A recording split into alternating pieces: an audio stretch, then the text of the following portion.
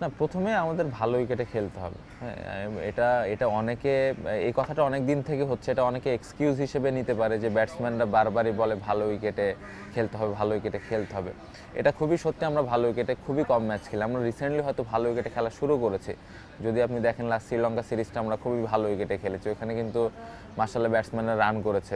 Lower middle order যেখানে আমরা ডেতে রিয়াদ ভাই ভালো ইনিংস খেলেছে, জাকির একটা খুব ভালো ইনিংস খেলেছে, ওপরের দিকে সৌম্য তামিম কয়েকটা ম্যাচ, লিটন ভালো স্টার্ট দিয়েছে, হৃদয় তো ভালো করছে। সো ভালো উইকেটে যখন আমরা কন্টিনিউ খেলবো তখন কিন্তু আস্তে আস্তে এটা ইমপ্রুভ হবে। এটা 6 মাসের মধ্যে এটা চেঞ্জ হওয়াটা মানে ডিফিকাল্ট।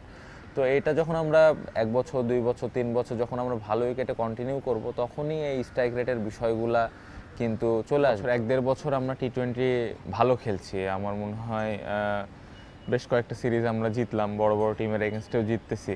সো টিমের অবস্থা বা টিমের কনফিডেন্স খুব ভালো অবস্থায় আছে।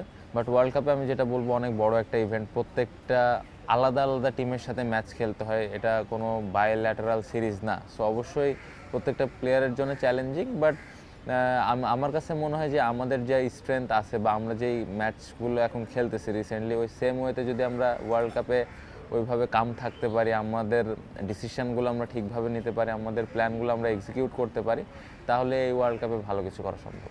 আমি চাইবো যে তারা তাদের সর্বোচ্চটা দিয়ে ওয়ার্ল্ড কাপটা খেলুক।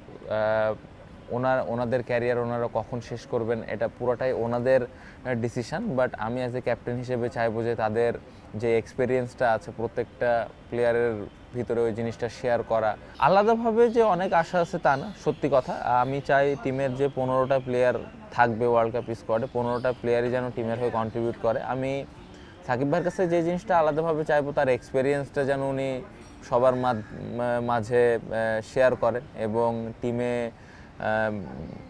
মাঠের মধ্যে যেই অনেক সময় বিভিন্ন ধরনের ডিসিশনের ক্ষেত্রে ওনার এক্সপিরিয়েন্সটা যেন উনি শেয়ার করে, যে টাফ টাইমে কি করা উচিত, কারণ ওনার ওই এক্সপিরিয়েন্সটা আছে।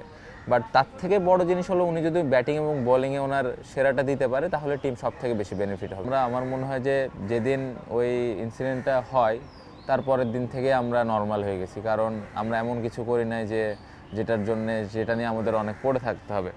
সো আমি তাদের কথা বলতে পারবো না, বাট অ্যাজ এ টিম হিসেবে, বাংলাদেশ টিম হিসেবে আমাদের যা স্ট্রেংথ আছে, আমাদের খেলাটা নিয়ে আমরা ফোকাস করছি, আমাদের যা প্ল্যান, যা পরিকল্পনা থাকবে ওটাই আমরা এক্সিকিউট করার চেষ্টা করব।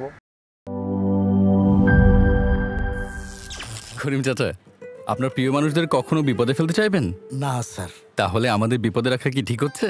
এজন্যই বিজলি কেবলস সবচেয়ে ভালো ও নিরাপদ। ফ্লেম রিটার্ডেন্ট পিভিসি দিয়ে তৈরি বিজলি কেবলস, নিরাপদ আজীবন।